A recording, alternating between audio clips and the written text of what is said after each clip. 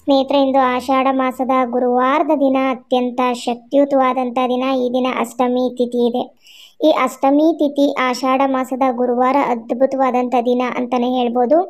ಮಹಾಲಕ್ಷ್ಮಿಯನ್ನ ಪ್ರತ್ಯೇಕವಾಗಿ ಈ ದಿನ ನೀವು ಪೂಜಿಸಿ ಆರಾಧಿಸಿದ್ರೆ ಅಷ್ಟ ಕಷ್ಟಗಳು ನಿವಾರಣೆ ಆಗುತ್ತೆ. ಅದೇ ರೀತಿಯಲ್ಲಿ 2 ಲವಂಗದಿಂದ ಈ ಒಂದು ಪರಿಹಾರವನ್ನು ನೀವು ಮಾಡಿಕೊಂಡ್ರಿ ಅಂದರೆ ತಡೆಯಲಾಗದಂತಹ ನಿಮಗೆ ಕಷ್ಟಗಳಿದೆ ಜೀವನದಲ್ಲಿ ಅಂತಂದರೆ ಆ ಕಷ್ಟಗಳು ಕೆಲವೇ ನಿಮಿಷದಲ್ಲಿ ನಿವಾರಣೆ ಆಗುತ್ತೆ ಅಂತಲೇ ಹೇಳಲಾಗುತ್ತೆ. ಅಂದರೆ ಈ ಆಷಾಢ ಮಾಸ ಅಂದ್ರೇ ಶಕ್ತಿಯುತವಾದಂಥ ಮಾಸ. ಯಂತ್ರ ಮಂತ್ರ ತಂತ್ರ ಸಿದ್ಧಿಗಾಗಿ ಸಾಕಷ್ಟು ರೀತಿಯ ವ್ರತಾಚರಣೆಗಳನ್ನು ಮಾಡಿಕೊಳ್ಳುವಂಥದ್ದು, ಆಧ್ಯಾತ್ಮಿಕ ಶಕ್ತಿಯನ್ನು ಸಿದ್ಧಿಸ್ಕೊಳ್ಳುವಂಥದ್ದು, ಹಾಗೆಯೇ ಯಾವುದೇ ರೀತಿಯ ಒಂದು ಪರಿಹಾರಗಳನ್ನು ಮಾಡ್ಕೊಳ್ಳೋದಕ್ಕೂ ಕೂಡ ಅತ್ಯಂತ ಅದ್ಭುತವಾದಂಥ ಮಾಸ. ಈ ಮಾಸಗಳಲ್ಲಿ ಅಂದರೆ ಈ ಆಷಾಢ ಮಾಸದಲ್ಲಿ ಶುಭ ಕಾರ್ಯಗಳನ್ನು ಜರುಗಿಸದೇ ಇದ್ದರೂ ಕೂಡ ಯಂತ್ರ ಮಂತ್ರವನ್ನು ನಾವು ಸಿದ್ಧಿಸ್ಕೊಳ್ಬೋದು. ಪೂಜೆ ಪುನಸ್ಕಾರಗಳನ್ನು ಮಾಡುವ ಮುಖಾಂತರವಾಗಿ ದೇವರ ಒಂದು ಅನುಗ್ರಹವನ್ನು ನಾವು ಪಡೆದುಕೊಳ್ಬಹುದು ಸ್ನೇಹಿತರೆ. ಅಂತಹ ಒಂದು ಅದ್ಭುತವಾದಂಥ ಮಾಸ ಅಂತಲೇ ಹೇಳಲಾಗುತ್ತೆ. ಆಷಾಢ ಮಾಸದಲ್ಲಿ ಮಾಡುವಂಥ ಪೂಜೆಗಳು ಖಂಡಿತವಾಗಿ ನಮಗೆ 100ಕ್ಕೆ 100ರಷ್ಟು ಫಲವನ್ನು ತಂದುಕೊಡುತ್ತೆ. ಅದೇ ರೀತಿಯಲ್ಲಿ ಒಂದಷ್ಟು ಪರಿಹಾರ, ನಮ್ಮ ಜೀವನದಲ್ಲಿ ಆಗ್ತಾ ಇರುವಂಥ ಸಮಸ್ಯೆಗಳನ್ನು ನಿವಾರಣೆ ಮಾಡ್ಕೊಳ್ಬೇಕು, ಅದೃಷ್ಟವನ್ನು ತಂದುಕೊಳ್ಬೇಕು, ಅಷ್ಟೈಶ್ವರ್ಯವನ್ನು ಪ್ರಾಪ್ತಿ ಮಾಡ್ಕೊಳ್ಬೇಕು ಅಂದರೆ ಒಂದಷ್ಟು ಪರಿಹಾರಗಳು ನಮಗೆ ಅದ್ಭುತವಾಗಿ ಕೆಲಸವನ್ನು ಮಾಡುತ್ತೆ.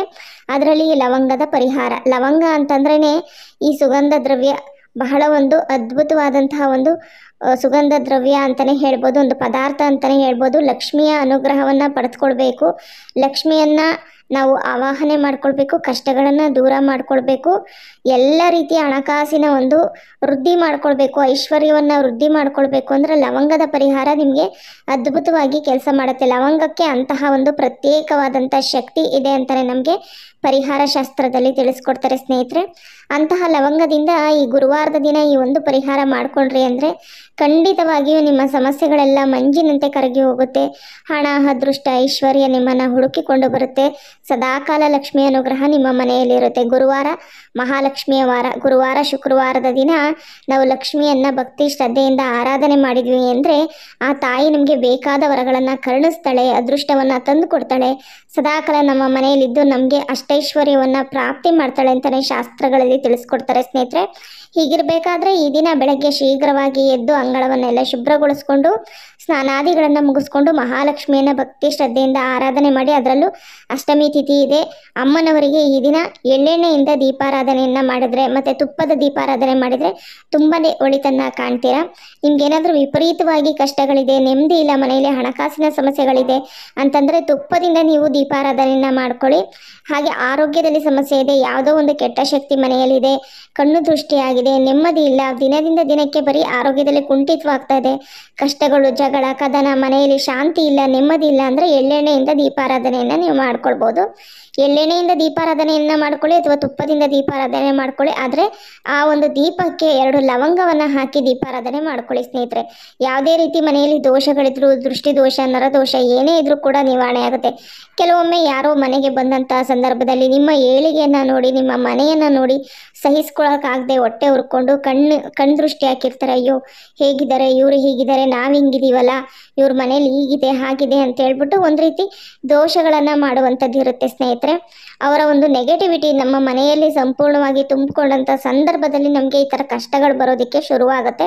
ಅಂತಹ ಕಷ್ಟಗಳು ಅಂತಂದರೆ ಆರೋಗ್ಯದಲ್ಲಿ ಸಮಸ್ಯೆ ಆಗುತ್ತೆ, ನೆಮ್ಮದಿಯಾಗಿ ನಿದ್ರೆ ಬರೋದಿಲ್ಲ, ಕೆಟ್ಟ ಕನಸುಗಳು ಬರ್ತಾ ಇರುತ್ತೆ, ಹಣಕಾಸಿನ ವ್ಯಯವಾಗ್ತಾ ಇರುತ್ತೆ, ತಂದ ಹಣ ತಂದ ಹಾಗೆ ಹೋಗ್ತಾ ಇರುತ್ತೆ, ಸೇವಿಂಗ್ ಅನ್ನೋದು ಇರೋದಿಲ್ಲ, ನೆಮ್ಮದಿ ಅನ್ನೋದು ಇರೋದಿಲ್ಲ. ಹೀಗಿರಬೇಕಾದ್ರೆ ಈ ಥರದ ಇದ್ದಂತಹ ಸಂದರ್ಭದಲ್ಲಿ ನೀವು ದೀಪಕ್ಕೆ ಎಳ್ಳೆಣ್ಣೆಯನ್ನು ಹಾಕಿ 2 ಜೋಡಿ ಬತ್ತಿಗಳನ್ನು ಹಾಕಿ ಹಾಗೆ ಅದರಲ್ಲಿ 2 ಲವಂಗವನ್ನು ಹಾಕಿ, ಆದರೆ ದೀಪವನ್ನು ನೀವು ಮಣ್ಣಿನ ದೀಪವನ್ನು ಇಟ್ಬಿಟ್ಟು ಆರಾಧನೆ ಮಾಡಿ ಸ್ನೇಹಿತರೆ. ಸಿಂಪಲ್ಲಾಗಿ ಮಾಡ್ಕೊಳ್ಳುವಂಥದ್ದು, ಒಂದು ಎಲೆಯನ್ನು ಇಟ್ಟು ಅದರ ಮೇಲೆ ಸ್ವಲ್ಪ ಅಕ್ಷತೆಯನ್ನು ಇಟ್ಟು ಒಂದು ಮಣ್ಣಿನ ದೀಪವನ್ನಿಟ್ಟು 2 ಜೋಡಿ ಬತ್ತಿಗಳನ್ನು ಹಾಕಿ ಅದರಲ್ಲಿ ಎಳ್ಳೆಣ್ಣೆನೆ ಹಾಕಿ 2 ಲವಂಗವನ್ನು ಹಾಕಿ ತುಪ್ಪ ದೀಪಾರಾಧನೆ ಮಾಡ್ಕೊಳ್ಳಿ. ಅಥವಾ ತುಪ್ಪವನ್ನು ಹಾಕ್ಕೊಂಡು ಹಣಕಾಸಿನ ಸಮಸ್ಯೆ ಆಗ್ತಾಯಿದೆ, ವ್ಯಾಪಾರ ವಹಿವಾಟಲ್ಲಿ ವೃದ್ಧಿ ಇಲ್ಲ, ವೃತ್ತಿ ಜೀವನದಲ್ಲಿ ನೆಮ್ಮದಿ ಇಲ್ಲ, ಒಟ್ಟಾರೆಯಾಗಿ ದುಡ್ಡು ಸರಿಯಾದ ರೀತಿ ಮನೆಗೆ ಸಂಪಾದನೆ ಬರ್ತಾ ಇಲ್ಲ, ಕೆಲಸ ಕೈಯಲ್ಲಿ ನಿಲ್ತಾ ಇಲ್ಲ ಅಂತಂದರೆ ತುಪ್ಪದಿಂದ ದೀಪಾರಾಧನೆ ಮಾಡ್ಕೊಳ್ಳಿ.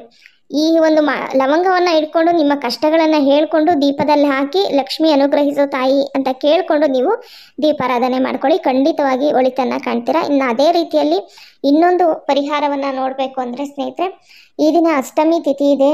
ಯಾವುದೇ ರೀತಿ ಮನೆಯಲ್ಲಿರುವ ಕೆಟ್ಟ ಶಕ್ತಿಗಳು ನಿವಾರಣೆ ಆಗಬೇಕು, ದೋಷಗಳು, ಮಾಟ ಮಂತ್ರ ಯಾರೇ ಸಮಸ್ಯೆಗಳನ್ನು ಮಾಡಿದರೂ ಕೂಡ ನಿಮಗೆ ನಿಮ್ಮ ಜೀವನದಲ್ಲಿ ತುಂಬ ವಿಪರೀತ ಕಷ್ಟ, ಸಹಿಸಲಾಗದಂಥ ಕಷ್ಟ ಇದೆ, ಆ ಕಷ್ಟದಿಂದ ಹೊರಗಡೆ ಬರೋದಕ್ಕೆ ಸಾಧ್ಯ ಆಗ್ತಿಲ್ಲ, ನೆಮ್ಮದಿ ಅನ್ನೋದೇ ಇಲ್ಲ, ಮಾನಸಿಕವಾಗಿ ನೊಂದು ಹೋಗ್ಬಿಟ್ಟಿದ್ದೀರಾ, ಡಿಪ್ರೆಷನಲ್ಲಿದ್ದೀರಾ ಅಂದರೆ ಈ ಪರಿಹಾರ ಮಾಡ್ಕೊಳ್ಳಿ. ಇದು ರಾತ್ರಿ ಸಮಯದಲ್ಲಿ ಮಾಡ್ಕೊಳ್ಳುವಂಥ ಪರಿಹಾರ.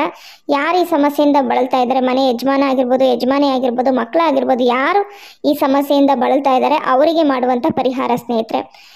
ಇದು ತುಂಬಾ ಸುಲಭವಾದಂಥ ಪರಿಹಾರ, ಅದೃಷ್ಟವನ್ನು ತಂದು ಕೊಡುವಂಥ ಪರಿಹಾರ, ಕಷ್ಟವನ್ನು ಕೆಲವೇ ನಿಮಿಷದಲ್ಲಿ ದೂರ ಮಾಡುವಂಥ ಪರಿಹಾರ ಅಂತ ನಮಗೆ ರಹಸ್ಯ ಪರಿಹಾರ ಶಾಸ್ತ್ರದಲ್ಲಿ ತಿಳಿಸ್ಕೊಟ್ಟಿದ್ದಾರೆ ಸ್ನೇಹಿತರೆ. ಇದಕ್ಕೆ ನೀವು ಬೇಕಾಗಿರೋದು ಒಂದು ಗಾಜಿನ ಲೋಟ ಬೇಕು ಸ್ನೇಹಿತರೆ. ಅಷ್ಟೇ ಗಾಜಿನ ಲೋಟ ತೆಗೆದುಕೊಳ್ಳಿ. ಹಾಗೆ ಅದರಲ್ಲಿ ಸ್ವಲ್ಪ ಅರಿಶಿಣ ಪುಡಿಯನ್ನು ಹಾಕಿ ಅದನ್ನು ಮಿಶ್ರಣ ಮಾಡ್ಕೊಳ್ಳಿ. ಮಿಶ್ರಣ ಮಾಡಿಕೊಂಡು ಮಲಗುವಂಥ ಜಾಗ, ಇನ್ನೇನು ಎಲ್ಲ ಕೆಲಸ ಕಾರ್ಯಗಳನ್ನು ಮುಗಿಸಿ ಮಲಗ್ತಾ ಇದ್ದೀವಿ ಅಂತ ಅನ್ನುವಂಥ ಸಂದರ್ಭದಲ್ಲಿ ಮಾಡ್ಕೊಳ್ಳಿ. ಆ ಒಂದು ಲೋಟದ ಪರಿಹಾರ, ಈ ಒಂದು ಅರಿಶಿಣದ ನೀರನ್ನು ಹಾಕ್ಕೊಂಡು ಅದರಲ್ಲಿ 2 ಲವಂಗವನ್ನು ಕೈಯಲ್ಲಿ ಇಟ್ಕೊಂಡ್ಬಿಟ್ಟು ನನ್ನ ಕಷ್ಟಗಳು ದೋಷಗಳು ನಿವಾರಣೆ ಆಗಬೇಕು, ಅದೃಷ್ಟ ಬರಬೇಕು, ಮನೆಯಲ್ಲಿರುವ ಕೆಟ್ಟ ಶಕ್ತಿಗಳು ನಿವಾರಣೆ ಆಗಬೇಕು, ಯಾವುದೇ ರೀತಿ ಸಮಸ್ಯೆಗಳು ನಮ್ಮ ಜೀವನದಲ್ಲಿ ಇರಬಾರ್ದು ಅಂತ ಹೇಳ್ಕೊಂಡು ಕೈಯಲ್ಲಿ 2 ಲವಂಗ ಇಟ್ಕೊಂಡು ಸಂಕಲ್ಪ ಮಾಡಿಕೊಂಡು ಆ ನೀರಿನಲ್ಲಿ ಲವಂಗವನ್ನು ಹಾಕಿ, ಈ ರೀತಿ ನೀರಿನಲ್ಲಿ ಲವಂಗವನ್ನು ಹಾಕಿ ನೀವು ಮಲಗುವಂಥ ಜಾಗದಲ್ಲಿ ಯಾರಿಗೆ ಸಮಸ್ಯೆ ಇದೆ ಅವರು ಯಾರು ಎಲ್ಲಿ ಮಲಗ್ತಾರೆ ಅಲ್ಲಿ ಅವರ ತಲೆ ಹತ್ರ ಇದನ್ನು ಇಡಬೇಕಾಗುತ್ತೆ. ಮಂಚದ ಮೇಲೆ ಏನಾದರೂ ಮಲಗೋದಾದರೆ ಮಂಚದ ಕೆಳಗಡೆ ಇಟ್ಕೊಳ್ಳಿ, ಅಥವಾ ನೆಲದಲ್ಲಿ ಮಲ್ಕೊಡ್ತೀವಿ ಅಂದರೆ ಕೈ ತಾಗ್ದಂಗೆ ಅವರ ಸೈಡಲ್ಲೇ ಇಟ್ಟು, ಬೇರೆಯವ್ರ ಸೈಡಲ್ಲಿ ಇಟ್ಟರೆ ಇದು ವರ್ಕ್ ಆಗೋದಿಲ್ಲ.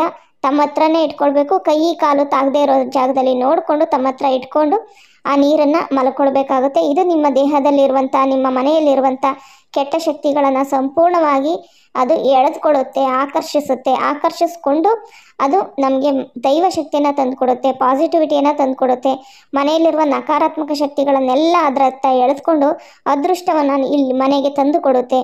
ಈ ಒಂದು ಪ್ರಕಾರದಲ್ಲಿ ನೀವು ಮಾಡಿಕೊಂಡ್ರೆ ಅಂದರೆ ನೆಮ್ಮದಿಯುತವಾದಂಥ ನಿದ್ದೆ ಬರುತ್ತೆ, ಕಷ್ಟಗಳೆಲ್ಲ ಸಂಪೂರ್ಣವಾಗುತ್ತೆ. ಬೆಳಗ್ಗೆ ಎದ್ದ ತಕ್ಷಣ ಒಂದು ನಿರಾಳತೆ ಇರುತ್ತೆ, ಮಾನಸಿಕವಾಗಿ ನೆಮ್ಮದಿ ಇರುತ್ತೆ.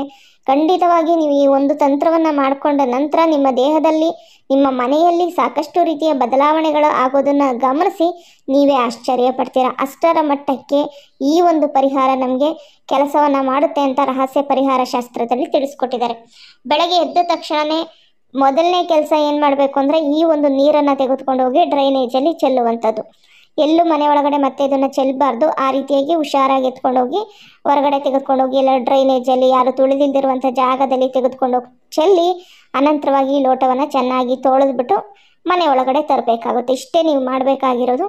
ಈ ಸಿಂಪಲ್ ಪರಿಹಾರವನ್ನು ನೀವು ಈ ದಿನ ಮಾಡ್ಕೊಳ್ಳಿ. ಅಷ್ಟಮಿ ತಿಥಿ ಇರೋದ್ರಿಂದ ಈ ಒಂದು ಪರಿಹಾರ ನಿಮಗೆ ಅದೃಷ್ಟವನ್ನು ತಂದು ಕೊಡುತ್ತೆ, ಕಷ್ಟಗಳನ್ನು ದೂರ ಮಾಡುತ್ತೆ, ನೆಮ್ಮದಿಯನ್ನು ತಂದು ಕೊಡುತ್ತೆ. ಯಾವುದೇ ರೀತಿ ದೇಹದಲ್ಲಿರುವಂಥ ನೆಗೆಟಿವಿಟಿ, ಮನೆಯಲ್ಲಿರುವಂಥ ನೆಗೆಟಿವಿಟಿ, ಕೆಟ್ಟ ಶಕ್ತಿಗಳನ್ನು ಸಂಪೂರ್ಣವಾಗಿ ನಿರ್ಮೂಲ ಮಾಡುತ್ತೆ ಅಂತಲೇ ನಮಗೆ ಪರಿಹಾರ ಶಾಸ್ತ್ರದಲ್ಲಿ ತಿಳಿಸ್ಕೊಟ್ಟಿದ್ದಾರೆ ಸ್ನೇಹಿತರೆ. ಈ ಪ್ರಕಾರದಲ್ಲಿ 2 ಲವಂಗದಿಂದ ದೀಪಾರಾಧನೆ ಮಾಡ್ಕೊಳ್ಳಿ. 2 ಲವಂಗದಿಂದ ಈ ಪರಿಹಾರವನ್ನು ಮಾಡಿಕೊಂಡು ಅದೃಷ್ಟವನ್ನು ತಂದುಕೊಳ್ಳಿ. ಇವತ್ತಿನ ಈ ವಿಡಿಯೋ ಉಪಯುಕ್ತವಾಗಿದ್ದರೆ ವಿಡಿಯೋಗೆ ಲೈಕ್ ಕೊಟ್ಟು, ಹೊಸಬರಾಗಿದ್ದರೆ ಸಬ್ಸ್ಕ್ರೈಬ್ ಮಾಡ್ಕೊಳ್ಳಿ. ಧನ್ಯವಾದಗಳು.